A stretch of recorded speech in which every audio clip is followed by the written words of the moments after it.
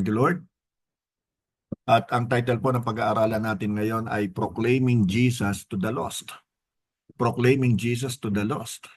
So doon po sa book of Luke chapter 19 verse 10, nakasulat po, for the Son of Man, si Jesus po nagsasalita rito, for the Son of Man came to seek and save those who are lost.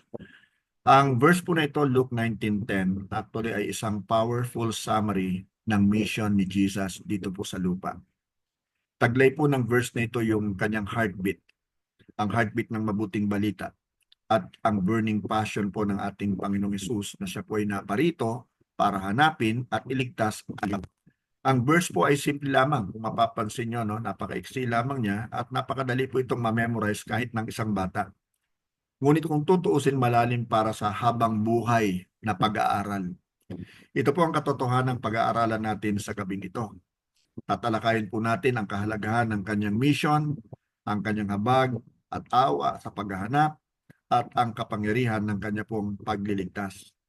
Nawa po, paantig ang ating puso o muling maantig ang ating puso at damdamin na sambahin si Jesus bilang ating Panginoon at tagapagligtas, at tulad niya ay kumilos tayo sa paghahanap ng mga naliligaw, na makapaglingkod po tayo sa Kanya bilang mga ministers of reconciliation, bilang mga ambassadors for peace. So ang point number 1 po na gusto ko pong talakayin sa inyo ngayon ay ito: Jesus came to seek the lost. Now again, doon po sa ating text sa Luke 19:10, for the Son of Man came to seek and save those who are lost. Ang salita pong seek na ginamit po dito ay galing po sa Greek word na sedeo, na ang ibig pong sabihin ay to actively pursue, to search diligently. Actually, hindi po hinintay ni Jesus yung mga makasalanan na hanapin siya. Siya po actually nag-initiate ng move para pumarito, para aktibong hanapin ang mga naligaw. Ang Luke chapter 19 po actually ay kwento po ni Zacchaeus. Naalala niyo siya, yung maliit na tao na isang tax collector na despised at saka rejected ng lipunan, particularly ng mga Hudyo. Kasi siya po isang Hudyo, pero siya po yung nagtatrabaho sa Roman government to collect taxes sa kanyang mga kababayan. At ang malungkot ay dinadaya pa niya. Kaya natural lang na marami pong galit sa kanya, marami talaga yung, alam mo na, namumuhi sa kanya, ayaw na ayaw sa kanya. Ngunit dahil wala po siyang kaibigan, ang ginawa niya talaga ay naghahanap siya ng isang tunay na kaibigan. Isang kaibigan na tatanggap sa kanya kahit na siya ay may mga pagkukulang. Ano po? At isang araw, si Jesus po ay sinusundan ng napakaraming tao. At nalaman ito ni Zacchaeus, ang ginawa niya po ay sinundan. Pero gusto niya masilip si Jesus kung ano bang itsura ni Jesus. Pero sa totoo lamang hindi niya po makita si Jesus. At siya po ay ginigit-git ng mga tao. Marami din nga ay galit sa kanya. Kaya siguradong nasasaktan siya. At ginawa niya ay tumakbo siya. Inunahan niya yung kumbaga ay mga tao kasama si Jesus, at siya po ay nakakita ng isang puno, punong sycamore or sycamoro. Umakyat po siya doon at doon po siya naghintay sa isang sanga. At nung si Jesus ay napadaan doon sa punong yon, ay napatingala siya. Actually, sinadya niyang tumingala. Nakita niya si Zacchaeus, tinawag niya si Zacchaeus sa kanyang pangalan. At itong maganda, kapatid, kung nafe-feel natin na tila baga tayo ay nilalayuan ng mga tao, wala tayong masyadong kaibigan, kinaiinisan tayo for whatever reason, ay merong isang Jesus na talagang kilala tayo at alam kung anong pangalan natin. Can you imagine, sa dami-dami ng mga tao doon na tumitingin kay Jesus, maring iba humihipo kay Jesus, tinatawag ang kanyang pangalan, pero never na napatigil na si Jesus. Pero nung nandoon na siya sa kinaroroonan ni Zacchaeus sa puno ng sycamore, tumigil siya, di ba?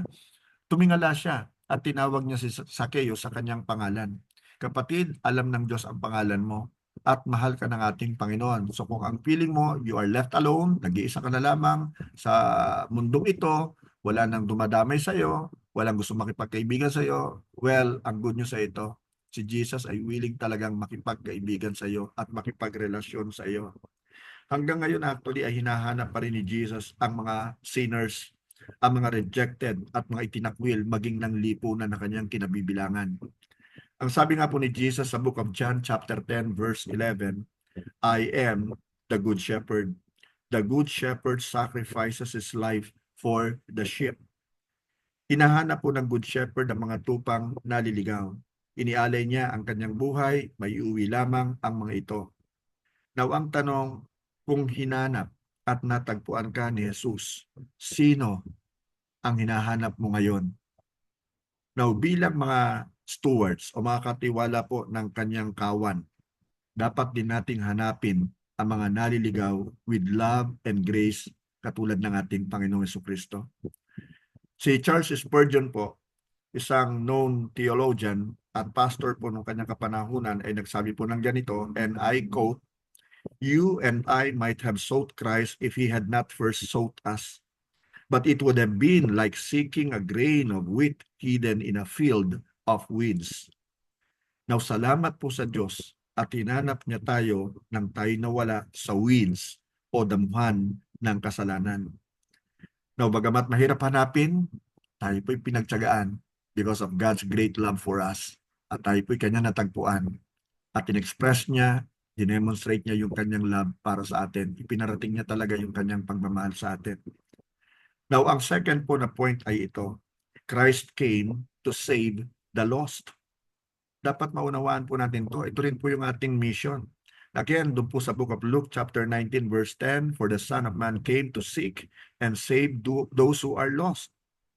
Now, yung salita pong save na ginamit po dito ay galing sa Greek word na sozo, na ang ibig sabihin po ay to rescue, to deliver, to heal, and to preserve. Now, it speaks of total salvation, spiritual, eternal, and complete. Nang panahon po ni Jesus, yung salita naman pong lost na ginamit dito ay Greek word po na apolimi, na ang ibig sabihin ay destroyed, perished. Meaning, nasa labas po ng covenant relationship with God. Ang kaligtasan po ay nangangahulugan ng pagkakaroon ng bagong buhay at pakikipag-fellowship sa pamilya po ng Diyos. Binigyan niya tayo ng karapatang tawagin kanyang mga anak at tumawag sa kanya na Ama. Si Jesus po ay hindi lamang nagpapayo ng self-help tips. Ang iniaalok niya po sa atin ay kaligtasan at buhay na walang hanggan. Na praise God, natanggap na po natin. I suppose, ano po, hindi yung lip service lamang, kundi talagang pinatutunayan din natin sa pamamagitan ng pagsunod natin sa mga ipinag-uutos ng Lord sa atin. Now, doon po sa book of 1 Timothy chapter 1 verse 15, it is written, "This is a trustworthy saying, and everyone should accept it. Christ Jesus came into the world to save sinners, and I am the worst of them all." Nagsabi po nito ay walang iba kundi si Apostle Paul sa kanya pong dinidisciple na si Timothy. Now, although siya po ay kilala, well-respected nung kanya pong dahil sa kanyang pagiging Pariseo, a Pharisee of Pharisees, pero dito, mapapansin natin na nabago na yung kanyang pagkatao di ba? Nabago na siya ng tuluyan At ito sinasabi niya, transform siya na I am the worst of them all. The worst of all what? Sinners. Kaya dapat kapatid, ganito rin ang maging attitude natin dahil alam naman natin na tayo pong lahat ay nagkasala at wala pong matuwid kahit isa man sa atin. Kaya dapat lamang po talagang tayo ay magpakumbaba sa harapan ng Panginoon nating Jesucristo. Alam po ni Paul ang magnitude ng kapangyarihang magligtas ni Jesus at hindi niya po ito kailanman nakalimutan.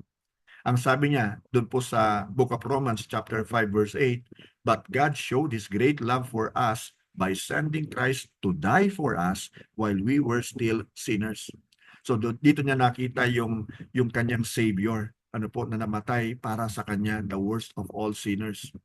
Minahal niya tayo ni Jesus kahit hindi tayo kaibig-ibig. We are all unlovable. We are all undeserving and unworthy of His love.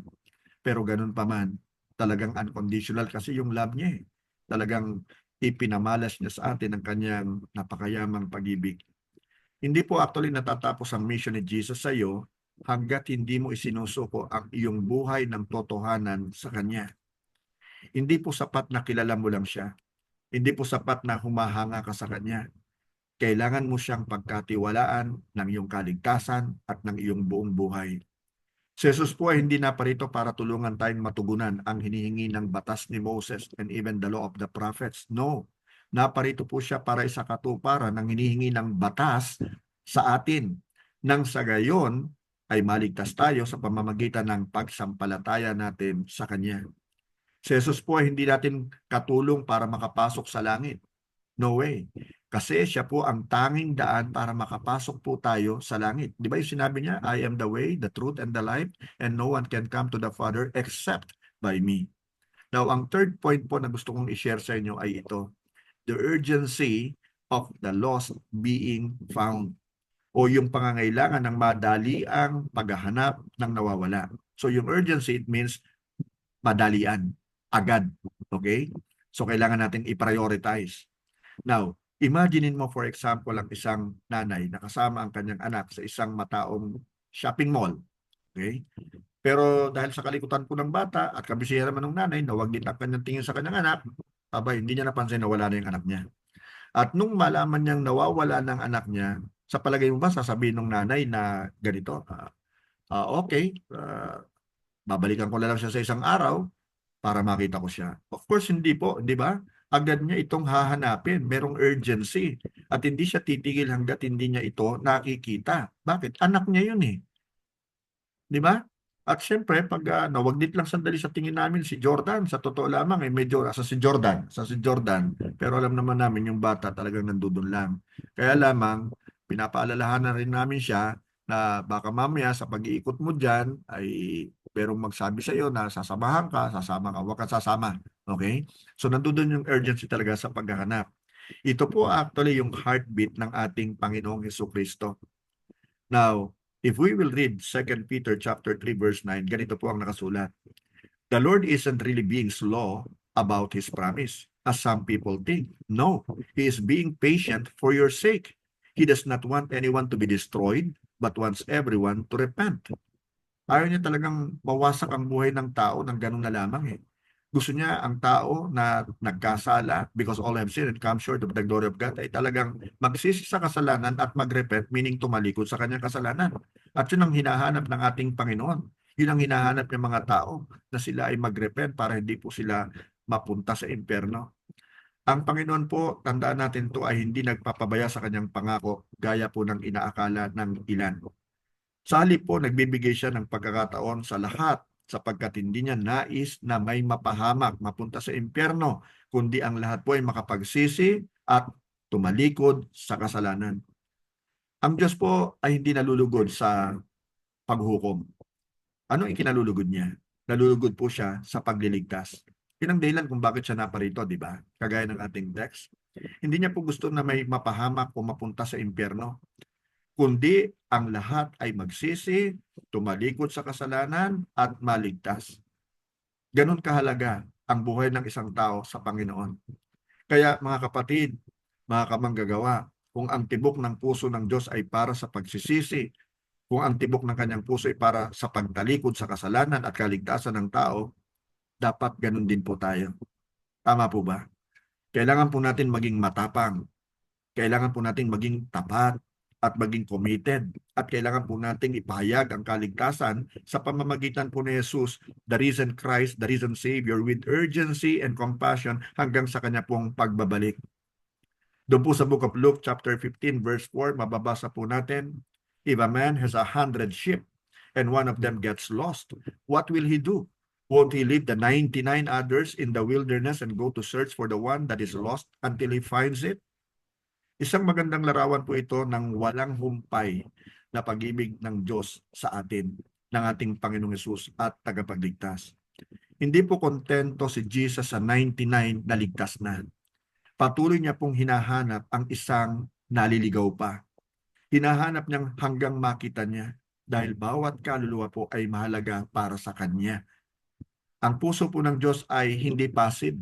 Ang puso po ng ating Diyos ay active. Hangad at nananabik po siyang i-restore ang mga naliligaw, iligtas ang mga nasira o nawasak ang buhay, at tubusin ang mga makasalanan, kabilang ka at ako. At kung sakasakaling meron pong nakikinig ngayon, whether sa Zoom o kaya sa FB, kapatid, ang mensaheng ito ay para sa iyo din.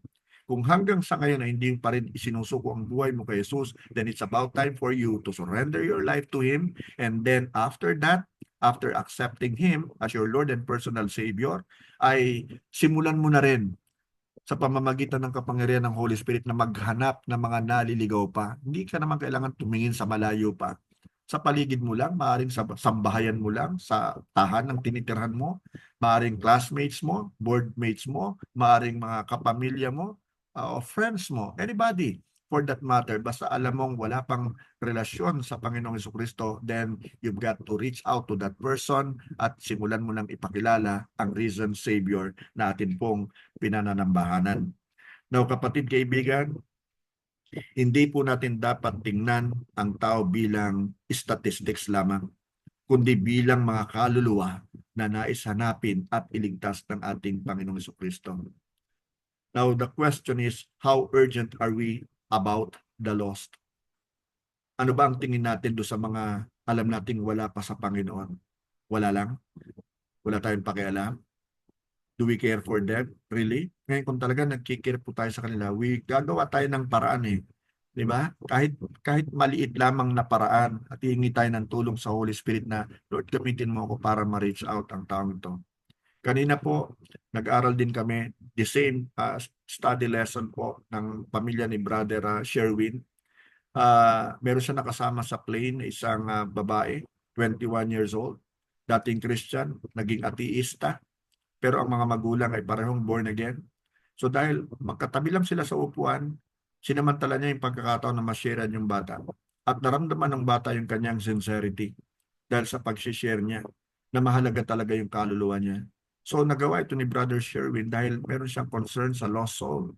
At kung nagawa ito na isang Brother Sherwin sa isang foreigner na hindi niya lengguwahe yung sinasabi niya, yung kanilang communication, yung means of communication, merong language barrier, kung nagawa niya ito, how much more tayo? Diba sa mga kababayan natin? Hindi na naman natin kailangang lumayo eh. So another question is this, kontento na po ba tayo habang ang mga miyembro ng pamilya natin, mga kaibigan po natin at mga mahal po natin sa buhay ay patungo sa kapahamakan o impyerno? Is it okay with you? Di ba? Kasi kung okay lang sa'yo yun, definitely wala kang gagawin na action eh. Pero tandaan natin kung si God nga po ay hindi passive o hindi active, dapat tayo po maging aktibo din. Dapat isipin natin na we are so privileged and we are so honored actually na piliin niya tayo at pagkatiwalaan niya tayo na maging instrument niya for seeking the lost habang siya po ay hinihintay natin na bumalik. So kapatid, kaibigan, bakit hindi natin ihayag si Jesus sa mga naliligaw hanggang sa marinig nila ang katotohanan na mahal sila ng Panginoong Yesus, hanggang sila'y matagpuan, hanggang sa sila'y magsisi at tumalikod sa kanilang mga kasalanan at makilala si Jesus at maligtas. Kapatid, ganito ka-urgent po yung mensahe ng Panginoon sa atin ngayon. Mag-a-anniversary na naman po tayo. Ano po, at madalas kapag mag-a-anniversary tayo, kung napapansin nyo, ang dami mga bagong mukha. But after that, bumabalik sa dati ang bilang. Of course, salamat sa Diyos sapagkat may napapadagdag sa atin.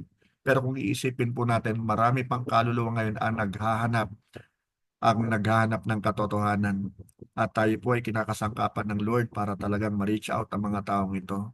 So, sana po magawa po natin na makapag-imbita ng mga kaibigan po natin, classmates, workmates, or whatever, sa Zoom meeting natin o sa FB Live po natin during weekdays and of course even on Sundays. Kung hindi man po sila makarating in person sa atin pong worship hall, edi imbitahan po natin na pumasok po sa atin pong FB Live. Ano po? And in so doing, mari-reach out po natin sila. May ginagawa tayong hakbang. Sumusunod tayo sa mandate ng ating Panginoon sa atin. Di ba? Napakaganda pong isipin ito. Na habang hinihintay po natin yung ating inaasahan po na ipagkakaloob ng Lord na malaking worship center, sarili na po natin, pati po yung lupa, ay magsisimulang mapuno talaga yung first, second, and hopefully, God willing, magkaroon tayo ng third. At kung tayo po talagang magsusumikap pa to seek and save the lost in the name of Jesus Christ, magkaroon tayo ng fourth service, ng fifth service, baka pati Sabado magkaroon na po tayo ng service eh. Di ba? Baka posible rin na mangyari hanggat hinihintay po natin yung ating promised land posibleng mangyari baka kahit weekdays meron na rin tayong service eh. Di ba? Pero nasa sa atin po yun kung tayo po magiging aktibo sa paghahanap ng mga naliligaw. So yun lang po at tayo po ay manalangin na.